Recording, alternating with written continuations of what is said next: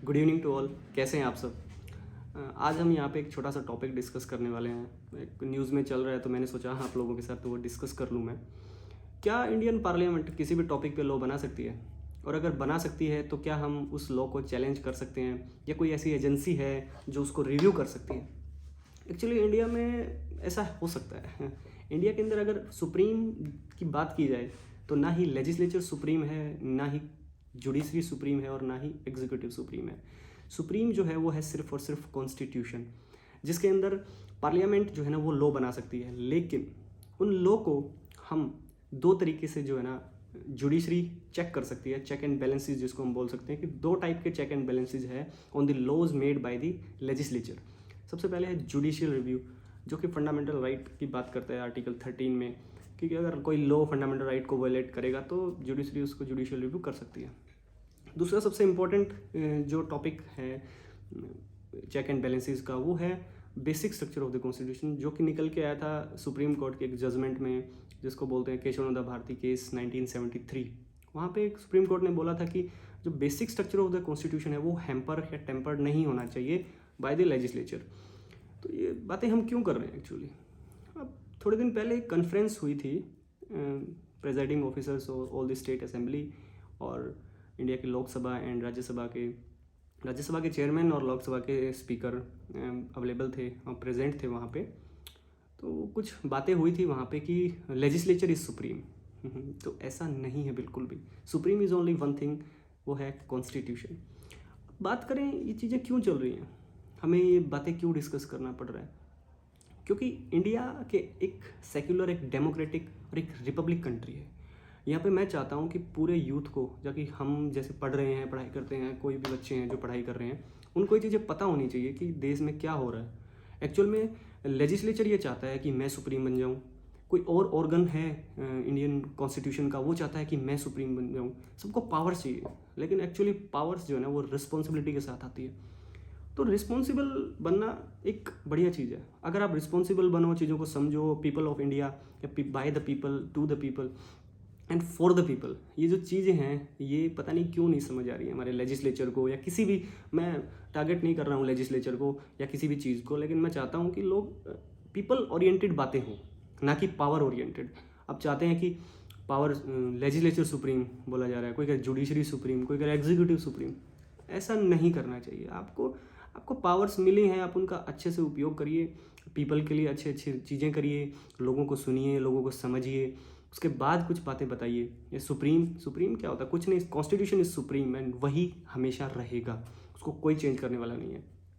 अब बात करते हैं आजकल एक्चुअल में चल क्या रहा है। ये एक्चुअली क्या है कि एक लेजिस्लेचर ने एक लॉ बनाया था, नेशनल जुडिशियल अपॉइंटमेंट कमीशन करके, तो उसको सुप्रीम कोर्ट ने रिपील कर दिया था, नल एंड वॉइड कर दिया था कि ये law, the basic structure of the constitution जो है वो judiciary basic structure of the constitution है। एक्चुअल में सुप्रीम कोर्ट ने ये बोल रखा है, तो उसको जो है ना चेंज कर रहा है। तो सुप्रीम कोर्ट ने ये जो अमेंडमेंट थी, कॉन्स्टिट्यूशन अमेंडमेंट, इसको रिपील कर दिया था एकदम से। तो उस बात को लेके हमारे कुछ लेजिस्लेचर हैं जो ये सोच रहे हैं कि लेजिस्लेचर पीपल ने उनको सेलेक्ट किया है, लोगों ने उनको वहाँ पहुँचाया है, तो वो सुप्रीम फील करते हैं। तो भाई ऐसा नहीं है। अगर कोई चीज़ रिव्यू की जा रही है, कोई चीज़ देखी जा रही है कि ठीक है या गलत है, ऐसा नहीं है कि आप एक ही बंदे को सारी पावर दे दोगे। अगर लेजिस्लेचर को आप सारी पावर दे दोगे, लेजिस्लेचर कुछ भी बना देगा, आपके फंडामेंटल राइट हैं, आपके जितने भी राइट्स हैं उनको सबको ख़त्म कर देगा और खुद का रूल बना देगा यहाँ पे। तो ये तो अलग बात होगी ना। एक डेमोक्रेटिक कंट्री में अगर आप, हाँ मैं मानता हूँ लेजिस्लेचर एक बॉडी ऐसी है जो अच्छे कानून बनाए, लोगों के लिए अच्छी चीज़ें करे, लेकिन उसको अगर चेक एंड बैलेंस करना है तो दो चीज़ें हैं कॉन्स्टिट्यूशन के अंदर जो मेंशन की गई, जो सुप्रीम कोर्ट के द्वारा बताई गई हैं। एक तो है जुडिशियल रिव्यू, जो मैंने आपको बता दिया कि आर्टिकल 13 में है। ये शायद मैंने नहीं बताया तो मैं फिर बता देता हूँ कि आर्टिकल 13 में एक लॉ है कि लॉ अगर इनकन्सिस्टेंट है with fundamental right, fundamental right को कन्फ्लिक्ट कर रहा है, तो वो नल एंड वॉइड कर दिया जाएगा। और दूसरा है जो basic structure of the constitution, जो मैंने बताया शायद आपको कि केशवानंद भारती केस जो 1973 की जजमेंट है, उसमें सुप्रीम कोर्ट ने वो निकल के आया है। एक मज़े की बात तो ये है कि हर आदमी पावर अपने हाथ में चाहता है। मैं बात करूँ, एक बहुत अच्छा एग्जांपल मैं आपको देता हूँ कि एक बार क्या हुआ था कि 42nd अमेंडमेंट 1976 हुआ था।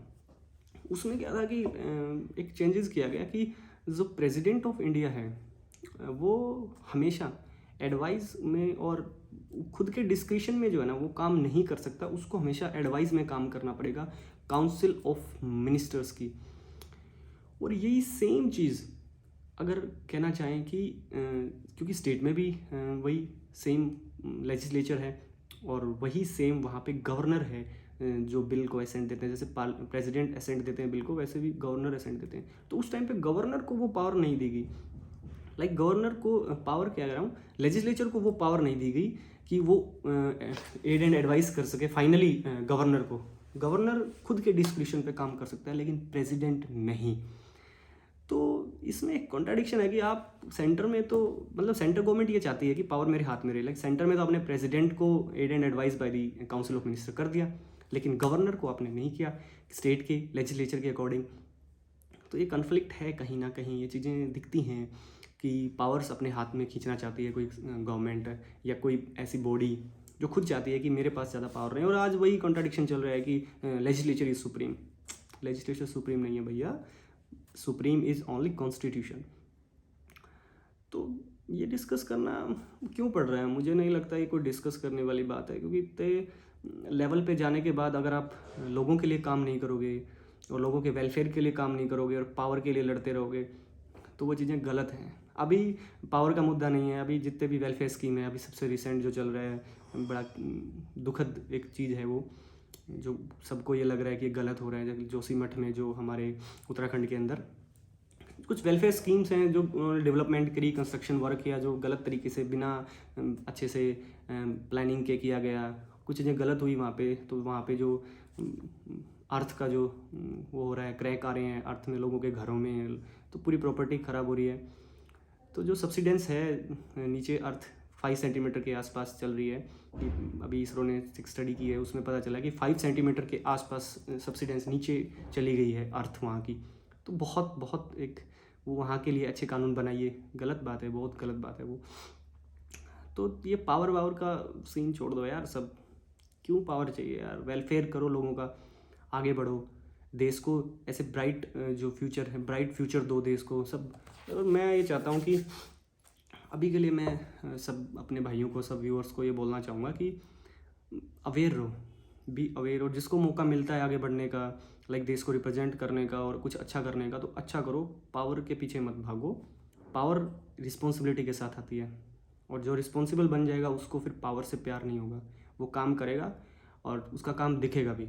अब ये जो स्टेटमेंट चल रही हैं मैं सुप्रीम, ये कोई मजाक थोड़ा ना हो रहा है यार, देश है और देश में अगर आप इतनी बड़ी पोस्ट पे बैठे हो तो कम से कम सोच समझ के बातें बोलो, क्योंकि जुडिशरी और लेजिस्लेचर और एग्जीक्यूटिव, ये तीनों ऑर्गन अगर आपस में लड़ने लग जाएंगे तो फिर काम होगा ही नहीं। और क्यों चल रहा है यार, अगर इतना टाइम है कि आप ऐसी बातें बोल रहे हो तो पीपल, जो लोग हैं हमारे गरीब लोग हैं जो बेचारे परेशान हो रहे हैं पूरी देश में, उनकी तरफ देखो और उनके लिए अच्छे अच्छे लॉज बनाओ। और जुडिशरी अपना काम करेगी, जुडिशरी को कॉन्स्टिट्यूशन ने पावर दी है और वो भी एक ऑर्गन है। तो मैं चाहता हूँ कि basic structure of the constitution कभी भी टेम्पर्ड ना हो, उसको कभी भी ना छेड़ा जाए, क्योंकि basic structure is the real thing in India. और वो हर एक आदमी को नहीं पता, कोई कॉन्स्टिट्यूशन समझ सकता है, कोई नहीं समझ सकता, हर एक, क्योंकि वो एक बहुत बड़ा डॉक्यूमेंट है। तो बेसिक चीज़ें तो हम सभी समझ सकते हैं कि हमारे राइट्स जो हैं वो ज़रूरी हैं और किसी को सुप्रीम पावर नहीं है यहाँ पे, सुप्रीम सिर्फ़ और सिर्फ कॉन्स्टिट्यूशन है। बस ये बात आज मैं डिस्कस करना चाहता था आप लोगों से। और एक और टॉपिक चल रहा है, उसके ऊपर मैं नेक्स्ट वीडियो में आपसे बात करूँगा कि यूनियन गवर्नमेंट और सेंट्रल गवर्नमेंट दो टर्म हैं, एक ही हैं या अलग अलग हैं, और ये क्या चीज़ें हैं, इनके बारे में अगली वीडियो में देखते हैं। आज के लिए टेक केयर, सब अपना ध्यान रखें।